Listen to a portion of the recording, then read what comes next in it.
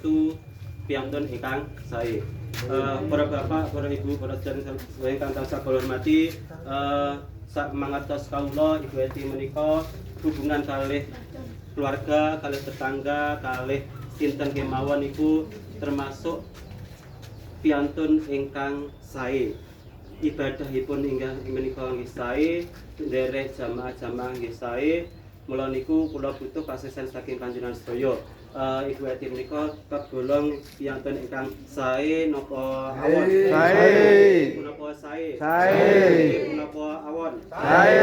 Alhamdulillah alamin, mugi-mugi pasesen panjenengan sedaya estu sageta dados dalanipun Bu Eti menuju marang Gusti Allah Subhanahu wa taala. Monggo kita paringi berkah doa.